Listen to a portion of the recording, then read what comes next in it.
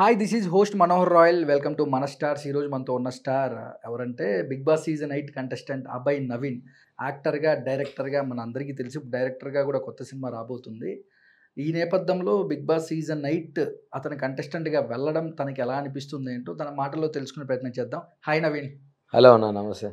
Hi bro, ఎలా అనిపిస్తుంది season 8కి వెళ్తున్నారు? నేను చాలా ఎక్సైటెడ్ ఉన్నా. ఓకే. ఎందుకంటే నేను వెళ్తున్నా అని తెలిసినప్పటి నుంచి నా చుట్టుపక్కల ఉన్న జనాలందరి నుంచి ఒక వైబ్ వస్తుంది. ఆ వైబ్ అది ఎట్లుందంటే, ఇంతమంది బిగ్ బాస్ గురించి వెయిట్ చేస్తున్నారు, వెళ్తున్నామంటేనే నాకు ఏదో ఒక స్టెప్ ముందుకెళ్ళినంత హ్యాపీగా ఫీల్ అవుతున్నారు అందరూ. సో చాలా మంచి ఆపర్చునిటీ, దీన్ని బాగా యూటిలైజ్ చేసుకోవాలని చెప్పి వెయిట్ చేస్తాను. కొత్తగా ఏమైనా అనిపిస్తుందా? అంటే ఒకప్పుడు బిఫోర్ ఒక 2-3 డేస్ 10 డేస్ బ్యాక్ అబ్బాయికి, ఇప్పుడు అబ్బాయికి చాలా కొత్తగా అనిపిస్తుంది. చాలా మంది అంటే ఇంతమంది నా గురించి వెయిట్ చేస్తున్నారు, నేను ఒక మంచి ప్లాట్ఫామ్కి వెళ్ళాలని, లేదంటే ఇంకొంచెం నా సక్సెస్ గట్టిగా రావాలని ఇంతమంది వెయిట్ చేస్తున్నారు. ఈ 10 డేస్లోనే తెలిసింది నాకు.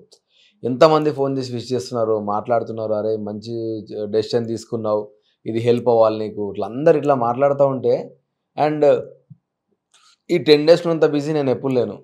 అంటే నాకు చాలా హ్యాపీ అనిపిస్తుంది. అది అంటే ఎప్పుడు రాని ఫోన్ కాల్స్ కూడా బయట నుంచి చాలా వచ్చినాయి అన్న. ఎవరెవరో ఫోన్ చేసినారు, చూసిన వాళ్ళు ఇన్స్టాలో మెసేజ్ చేయడము, నా ఫోన్ నెంబర్ లేని వాళ్ళు ఫేస్బుక్లో మెసేజ్ చేయడము. సో వీలైనంత మందికి రిప్లై ఇస్తా ఉన్నా, ఎందుకంటే వాళ్ళు టైం తీసుకొని మన గురించి మెసేజ్ చేసినప్పుడు మనం రిప్లై ఇవ్వాలని చాలా మందికి ఇస్తా ఉన్నా. బట్ ఆ బిజీ అనేది చాలా మంచిగా నచ్చుతుంది నాకు. అంటే పెళ్లి చూపులు హిట్ తర్వాత అప్పుడు చాలా కాల్స్ వచ్చింటాయి హిట్ తర్వాత ఇప్పుడు అని చెప్పొచ్చా 8కి వెళ్తున్నాడు? అవును 100%. ఎందుకంటే అప్పటి నుంచి ఇప్పుడు వరకు ఫాలో అవుతున్న వాళ్ళు చాలా తక్కువ మంది ఉన్నారు. ఆ తక్కువ మంది అప్పుడు ఎంత ఎగ్జైట్ అయ్యారు, ఇప్పుడు ఎంత ఎగ్జైట్ అయ్యారు, టు బి హానెస్ట్. మళ్ళీ రేపు నైట్ నాగార్జున గారు మిమ్మల్ని స్టేజ్ మీద పిలవడం, మీ ప్రోమోలు కానీ ఊహించుకుంటుంటే ఎలా అనిపిస్తుంటది? అంటే కొంచెం థ్రిల్లింగ్ ఉందన్న నాకు. ఎందుకంటే ఇప్పుడు నేను చెప్పిన నేను నా గురించి ఇంటర్వ్యూ చూసిన వాళ్ళు కానీ, నా గురించి తెలిసిన వాళ్ళు కానీ, టు సమ్ ఎక్స్టెంట్ జనాలకు నేను ఏందనేది తెలుసు, కొంత రీచ్ అవుతుంది.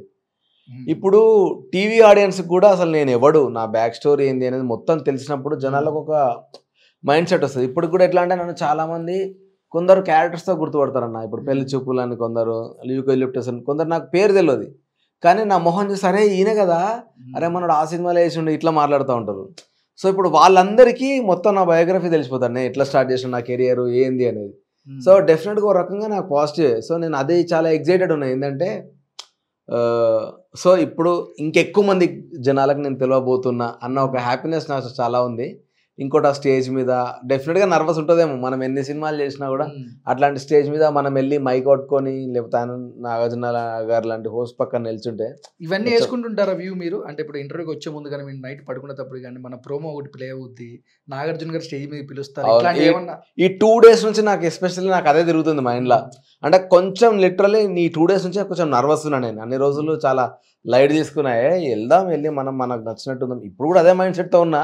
కానీ టక్కన సడన్గా నాకు అది ఆలోచించింది అనుకో, లోపలికి వెళ్ళినాక ఎట్లుండొచ్చు, స్టేజ్ మీద ఎట్లుండొచ్చు, జనాలు ఎట్లా చూస్తారు, ఏమవుతుండొచ్చు, ఇది క్యూరియాసిటీతో పాటు చిన్న నర్వస్నెస్ కూడా వస్తుంది. మళ్ళీ ఇంకోటి అంటే కొత్తగా నటిస్తున్నా కూడా దొరికిపోతాం కదా కెమెరాలో, ఈజీగా దొరికిపోతామన్నా. మనం 105 రోజులు నటించడం ఎవడి వల్ల కాదు. సో మనం గట్టిగా మాడితే మనం ఎట్లుంటామో అట్లా హానెస్ట్గా ఉండడం చాలా ఉత్తమం. దాదాపుగా 21 కంటెస్టెంట్లు ఉంటారు. అవును. ఇంతమందిలో అబ్బాయి గేమ్ సస్టెండ్ అవుతాడా? అంటే గేమ్ అవ్వచ్చు, టాస్క్లు అవ్వచ్చు. అంటే నేను గివప్ అయితే ఇయ్యానన్న. ఎందుకంటే 10-11 years అవుతుంది ఇండస్ట్రీకి వచ్చి. ఈ 10-11 years నుంచి కూడా ఎప్పుడు గివప్ చేయలే. అప్పుడు నేను చాలా స్పేసెస్లో డౌన్ అయిపోయినా, అయినా నేను గివప్ చేయలేదు. సో 11 years సర్వైవ్ అయిన 105 days ఎందుకు గాను అనేది నాకు నేను పెట్టుకున్న ఒక గోల్. డిఫరెంట్ మైండ్ సెట్ వాళ్ళు వస్తూ ఉంటారు కదా. అవునన్నా, అవును. అంటే మనకు కూడా దొరుకుతారు కదా బయట కూడా మనకు కూడా దొరుకుతారు. ఆబ్వియస్లీ ఇన్ని ఇయర్స్లో అందరు మనకు నచ్చిన వాళ్ళు ఉండరు కదా. కాకపోతే ఒకటి ఏంటంటే కెమెరాస్ ఉంటాయి. బట్ అందుకే నేనేమనుకున్నా, చలో మనం మన లెక్క ఉందాం.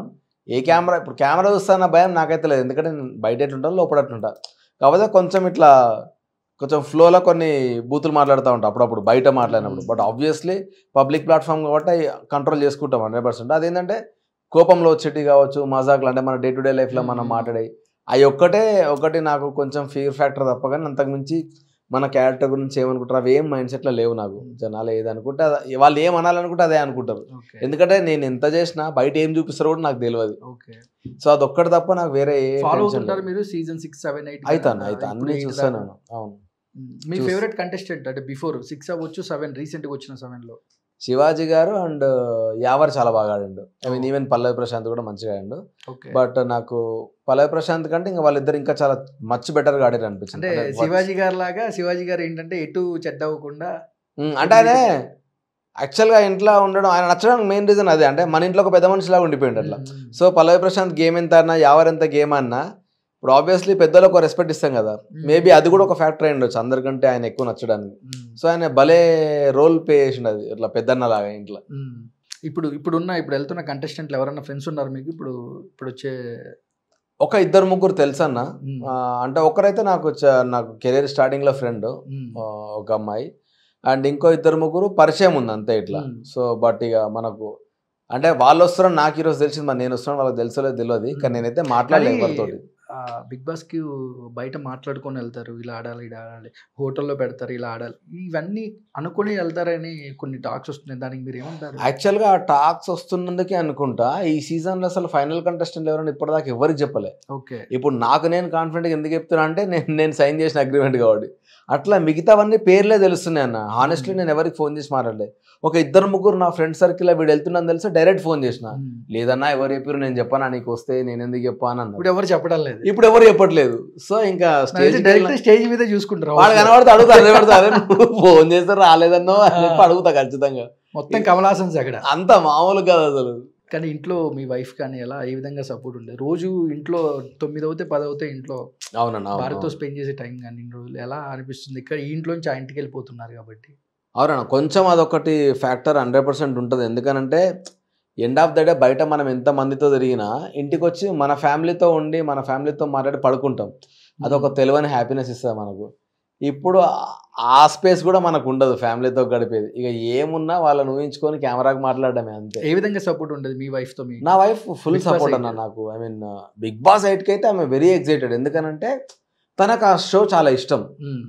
నేను జస్ట్ చూస్తా, తను ఎట్లా చూస్తా అంటే చాలా పిచ్చి పట్టినట్టు చూస్తుంది. షో చూస్తుంది, ట్రోల్స్ చూస్తుంది, అన్నీ చూస్తుంది, దాని గురించి మాట్లాడుతుంది, అనాలిసిస్ చేసుకుంటుంది, ఇట్లా అట్లా క్యూరియస్ చాలా అది ఉంటుంది. ఇప్పుడు నాకు ఇట్లా ఆఫర్ వచ్చిందిరా అనగానే ఇలా బయలుకి వెళ్ళి అని ఫుల్ పుష్ చేసింది నన్ను.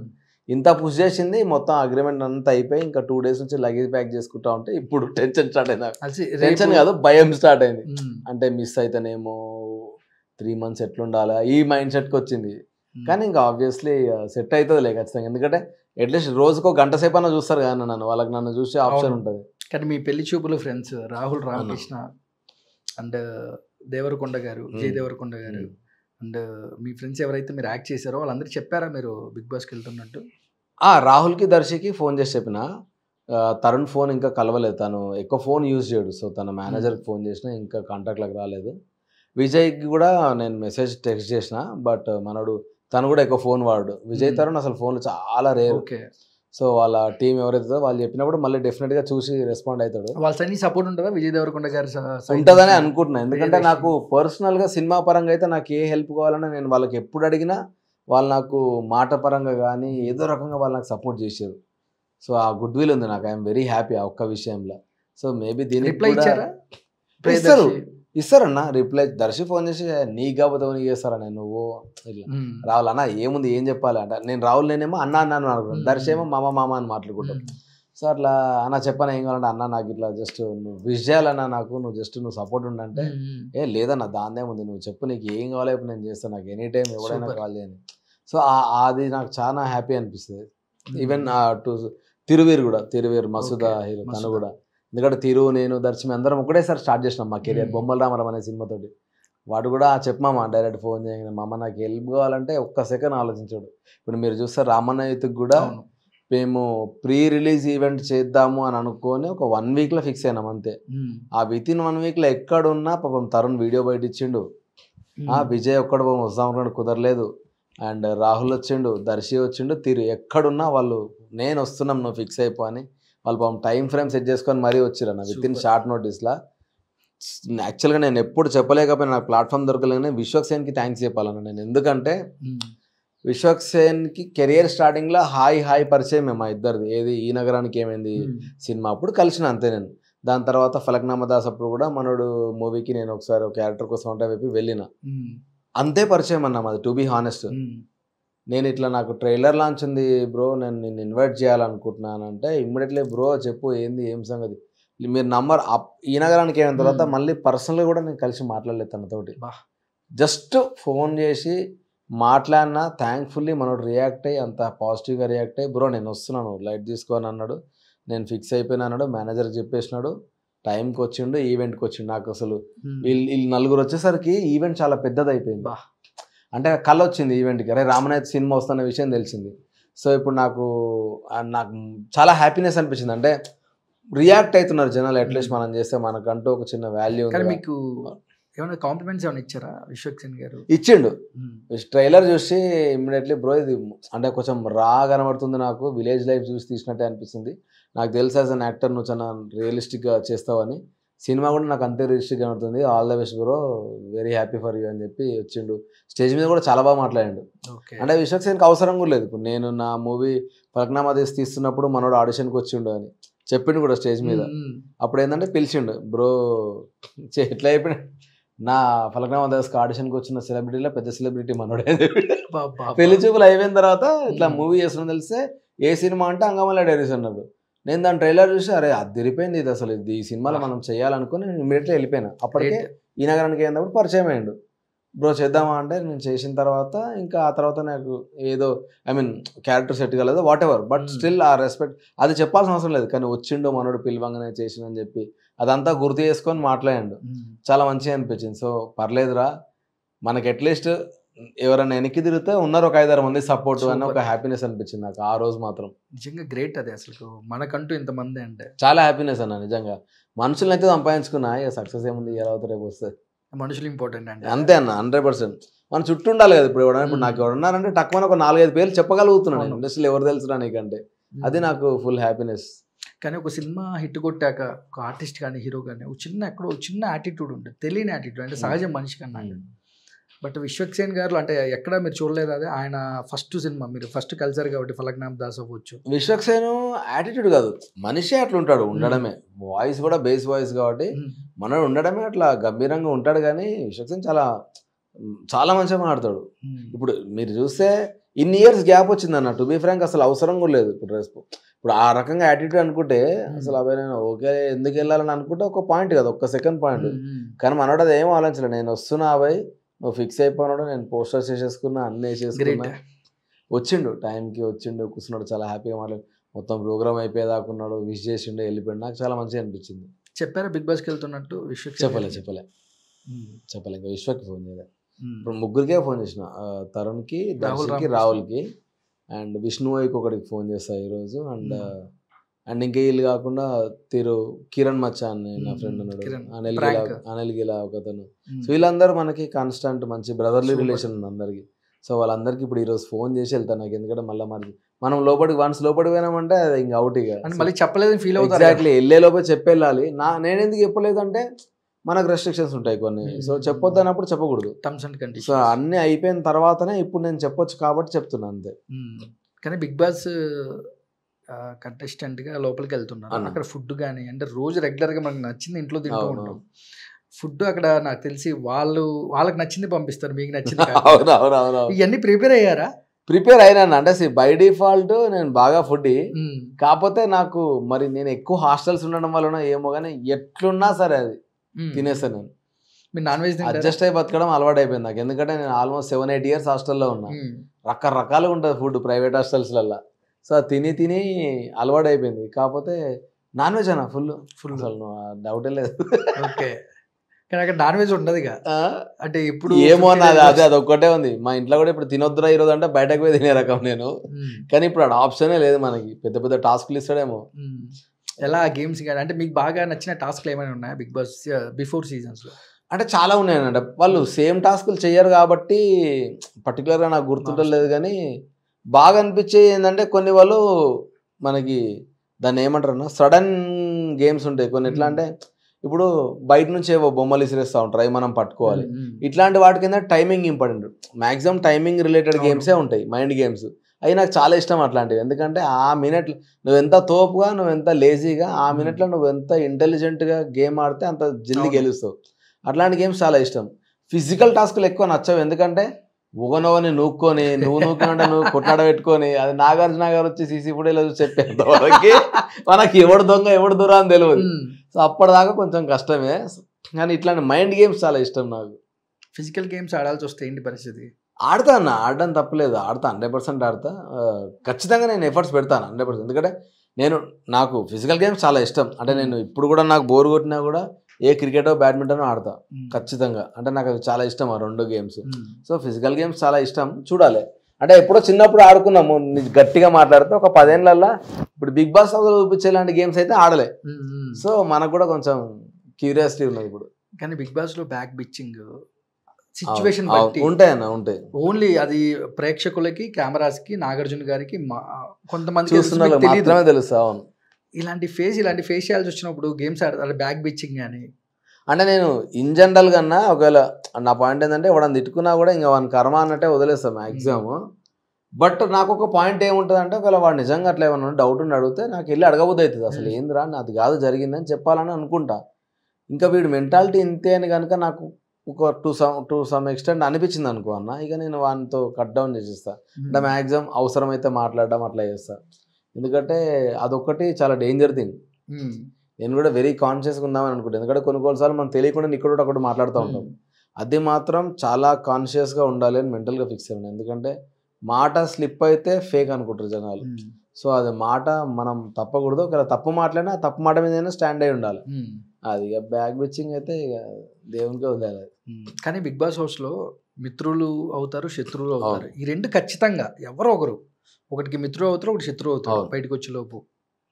ఇవన్నీ అంటే అభయ్ నవీన్ బేసిక్గా అందరితో మంచిగా ఉంటాడు రియల్ లైఫ్లో, కానీ మ్యాక్సిమం ఉంటాడు. ఒకవేళ ఎవరైనా నెగిటివ్ ఉన్నా లైట్ తీసుకుంటాడు. బిగ్ బాస్ 8లో ఈ వీళ్ళిద్దరిని ఎలా మీరు హ్యాండిల్ చేయాలనుకుంటున్నారు ఈ బ్యాచ్ని? అంటే ఒకటన్నా, నేను యాక్చువల్గా ఇప్పుడు బ్యాచ్ గ్రూపిజం అయితే నాకు నచ్చదు కాబట్టి గ్రూప్ గేమ్ అయితే ఆడాలని అనుకోవట్లేదు నేను. ఓకే. సో ఒకవేళ అట్లా ఉన్నా కూడా ఏంటంటే మ్యాక్సిమం నేను అందరితో, నాకైతే ఎవరితో గొడవ పెట్టుకోవడం అసలు నచ్చదు ఫస్ట్ ఆఫ్ ఆల్. సో వాడు పాజిటివ్ అయినా నెగిటివ్ అయినా నేను ఏంటంటే, అరే 3 నెలలు కలిసి ఉంటాం, మనకు ర్యాపో సెట్ అయితే తర్వాత కూడా మనం ఫ్రెండ్స్ అవుతాం, లేదంటే ఎవరి జీవితం వాడిది అన్న ఇంటెన్షన్లో ఉంటా. అది కుదిరితే ఎక్స్ప్లెయిన్ చేసే ప్రయత్నం చేస్తారే, బాబు ఇది లైఫ్ కాదురా, నువ్వు దీనికే ఎంత ఎగ్జైట్ అయితే బయట చాలా ఉంటుంది. ఇక వాడు నేను గేమ్ గురించి లేకపోతే జనాలకు నేను ఎక్కువ హడావిడి చేస్తే ఎక్కువ కనబడతా అని ఇంటెన్షన్లో కనుక వాడు ఉన్నాడు అనుకో, వానికి దూరం ఉండడమే బెటర్. అదొక 2 వారాల దాకా తెలియదు అన్న నాకు తెలిసి. ఎందుకంటే ఎంత కాదన్నా ఫస్ట్ 1 వీక్ చాలా ప్లాన్డ్గా వస్తారు అందరూ, నేను అట్లుండాలి ఇట్లుండాలి అని. సెకండ్ వీక్ నుంచి దొరికిపోతూ ఉంటారు మెల్ల కెమెరాలకి. సో అప్పుడు మనం ఎవరేంది అనేది తెలుసుకొని బిహేవ్ చేస్తే బెటర్. మీకు ఎన్ని రోజులు పట్టొచ్చు మామూలుగా వాళ్ళ మైండ్ సెట్లు మీరు చదవడానికి బిగ్ బాస్లోకి వెళ్ళినప్పుడు? ఒక 1 వీక్ పడుతుంది అన్న ఈజీగా. ఎందుకంటే బ్రెయిన్కి తెలిసిపోతుంది అన్న వాడు మాట్లాడే. నేను మ్యాక్సిమం ఫస్ట్ ఎట్లా జడ్జ్ చేస్తా అంటే, ఇప్పుడు మనిషి ఎదుటి వ్యక్తిని చూసి రిసీవ్ చేసుకొని హాయ్ బ్రో అన్నాడు అనుకో, వాడితో కొంచెం దూరం ఉంటాయి. చాలా క్యాజువల్గా ఉన్నాడు అనుకో, వాడితో మాట్లాడతా. ఆ మాట్లాడుతున్న దాంట్లో క్లోజ్నెస్ పెరుగుతున్నప్పుడు ఇంకొంచెం తెలుస్తూ ఉంటుంది. సో నేను ఫస్ట్ థింగ్ ఏంటంటే, ఫస్ట్ సైట్ చూసినప్పుడు నేను మాట్లాడినప్పుడు ఎదుటి పర్సన్ ఎట్లా రియాక్ట్ అయ్యిండో చూసిన దాన్ని బట్టి నేను మనతో క్లోజ్గా మాట్లాడొచ్చా వద్దా అనేది డిసైడ్ అయిపోతా.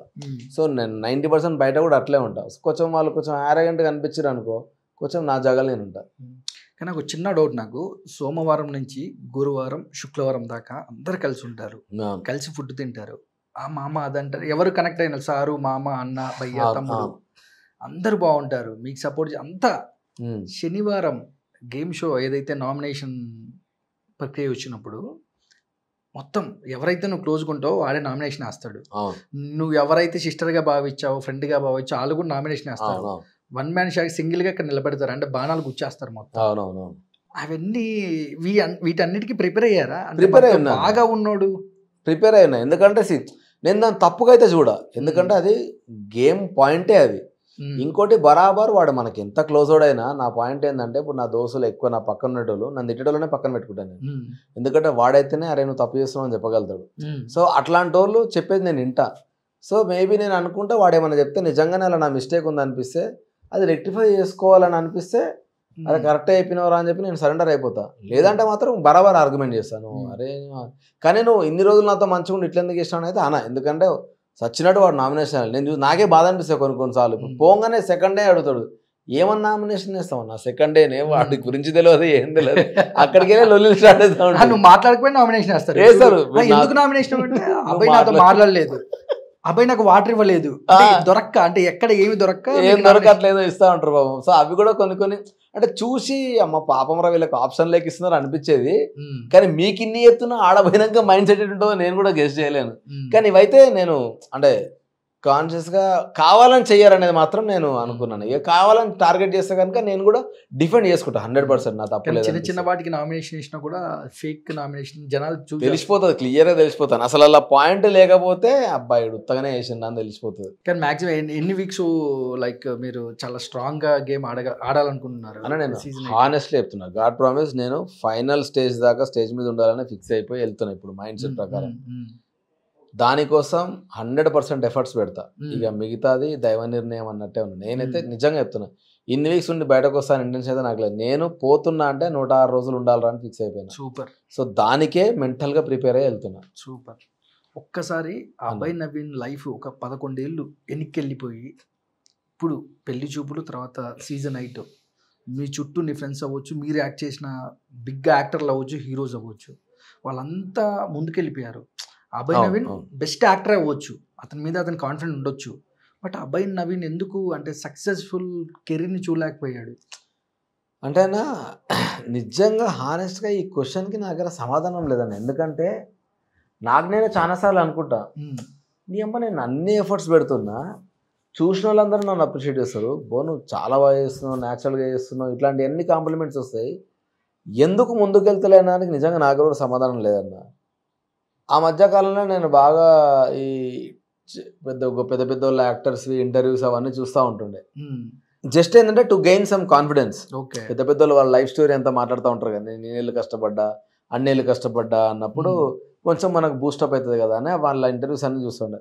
అప్పుడు ఏదో ఇంటర్వ్యూలో కోటా గారు అన్నారు, అరే నువ్వు 99.99% నువ్వు టాలెంటెడ్ అయినా 0.001% లక్ ఉంటేనే నువ్వు సక్సెస్ అవుతావు అని. ఆ 0.001% లక్కే ఇంకా నాకు రాలేదేమో అని నేను మెంటల్గా డిసైడ్ అయినా. సో మేబీ ఆ లక్ ఫ్యాక్టర్ దీని నుంచి వస్తుందేమో అని కూడా నేను అనుకున్నాను. ఎందుకంటే ఈ సెకండ్ సినిమా డైరెక్షన్ చేస్తున్నప్పుడు ఫస్ట్ సినిమా అప్పుడు ఇంకొంచెం రిలీజ్ అప్పుడు స్ట్రగుల్ అయినాం, మనకి ఇంకొంత ఫేమ్ కావాలి, వీ నీడ్ సమ్ బ్యాకప్, నన్ను ఎవడో పుష్ చేస్తే బాగుంటుంది, కొంచెం ఏదో చేయాలి సినిమా, మళ్ళీ మనం స్ట్రగుల్ అవ్వకూడదు అని నేను మెంటల్గా అనుకున్నప్పుడు సడన్గా వచ్చిన ఆప్షన్ ఇది. సో నాకు ఆయన మాటలే గుర్తొచ్చిన, 0.01% లక్ ఇదేనేమో, బిగ్ బాస్ తీసుకెళ్తుందేమో అని మెంటల్గా ఫిక్స్ అయినా. సో అందుకనే నేను చాలా స్ట్రాంగ్గా పోదామని వెళ్తే లాస్ట్ దాకా ఉండాలని ఫిక్స్ అయింది. అందుకే ఈ సీజన్ 8 మీ లక్ అనుకుంటున్నారు. అంతే, వన్ టైం ఆపర్చునిటీ అన్న ఇది. ఎందుకంటే ఇప్పుడు సినిమాలు అనుకో నా చేతిలో ఉండదు అన్న, నేను నా క్యారెక్టర్ మాత్రమే చేయగలుగుతా, మిగతా క్రాఫ్ట్లు అందరికీ కిస్మత్ ఉండాలి, కానీ ఇది మాత్రం నా చేతుల్లోనే ఉన్నది, నేను ఆడుకోవాల్సిన గేమ్ ఈ సినిమాకి మొత్తం. అంటే ఇది ఒక సినిమా అయితే ఈ సినిమాలో అన్ని 24 క్రాఫ్ట్స్ నాదే. సో నేను చక్కగా ఆడపోతే ఇంకా నన్ను నేను బ్లేమ్ చేసుకున్నట్టే. నేను 100% ఎఫర్ట్స్ పెడదామని ఫిక్స్ అయినా అందుకే. కానీ ఈ సీజన్ 8 మీకు చాలా అంటే ఒక కొత్త ప్రపంచం. అవునండి. ఇది బయట ప్రపంచం నుంచి బిగ్ బాస్ 8కి వెళ్తున్నారు, బట్ ఈ బయట రకరకాల మనుషులు కలిసింటారు, రకరకాల మనుషులు చూసింటారు, కానీ బిగ్ బాస్ సీజన్ 8లో అంతకు మించి అంటున్నారు నాగార్జున గారు. అంతకు మించి అంటే ఎలాంటి వ్యక్తుల్ని అంటే మీరు ఫేస్ చేయాలనుకుంటున్నారు? ఎవరినైనా అంటే నేను ఎవరినైనా ఫేస్ చేస్తాను అనే నమ్మకం అంటే నేను ఎట్లాంటి క్యాండిడేట్ అయినా ఫేస్ చేస్తాను ఫస్ట్ 100%. ఎందుకంటే తప్పేం లేదు, మహా అయితే ఒక ఎక్స్పీరియన్స్ వస్తుంది, లేదా మనకి ఇంక ఇలాంటి వాళ్ళతో ఉండొద్దు అనేది తెలుస్తుంది, అంతే రియలైజేషన్ అన్న వస్తుంది. సో అందరినీ ఫేస్ చేయడానికి రెడీ ఉన్నాను నేను. అందుకనే ఎక్కువ ఎవరు వస్తున్నారు అనేది కూడా ఎక్కువ ఎవరు వస్తున్నారు అన్న దాని మీద కూడా ఎక్కువ ఫోకస్ చేయలేదు. ఎందుకంటే ఎవరన్నా రాని ఫేస్ చేద్దాం. లైఫ్లో కూడా అంతే కదన్న, అందరూ మనకు సంబంధించిన వాళ్ళు రారు, నచ్చిన వ్యక్తులు. సో అది మనకు బయట లైఫ్ కూడా హెల్ప్ అవుతుంది. చలో లెట్ దెమ్ కమ్ అని వెయిట్ చేస్తా ఉన్నా. ఆ 20 మంది ఎవరు, 21 నేను 20 మంది ఎవరు. Super super. అయితే సీజన్ 8 మాత్రం ఖచ్చితంగా మీరే కప్పు కొట్టాలని థ్యాంక్ యూ అన్న, మనస్ఫూర్తిగా కోరుకుంటూ మీకు ఒక స్మాల్ గిఫ్ట్ హ్యాంపర్ నర్సాపురం నుంచి విజయ్ దుర్గ గారు జ్యోతి ఫుడ్స్ అని ఒక పూతరేకుల బాక్స్ ఒక చిన్న గిఫ్ట్ హ్యాంపర్ పంపించారు. Okay, జస్ట్ okay, మీకోసం, జస్ట్ మీకోసం ఇది. ప్లీజ్. థ్యాంక్ యూ అండి, thank you so much Vijay Durga garu, thank you so much. I mean నేను భయంకరమైన ఫుడ్, దాంట్లో స్వీట్స్ చాలా దారుణంగా తింటా. పూతరేకులు. అందులో పూతరేకులు నాకు ఇంకా చాలా ఇష్టము. సో జ్యోతి foods. మేబీ ఇదే మీరు నాకు ఫస్ట్ గిఫ్ట్ ఏమో అనుకుంటున్నాను. నేను లోపలికి వెళ్ళే ముందే గిఫ్ట్ ఇచ్చి పంపిస్తున్నారు, అది కూడా స్వీట్ బాక్స్ ఇచ్చి. సో డెఫినెట్లీ సక్సెస్ కొట్టి మళ్ళీ నేను ఈ మీ ఫుడ్స్ నుంచే పూతరేకులు ఆర్డర్ చేసి నాకు సపోర్ట్ చేసిన వాళ్ళందరికీ నేను ఫ్రీగా ఇస్తాను. So thank you so much అండి, thanks a lot for the love. Thank you so much. Thank you. Thanks అన్న.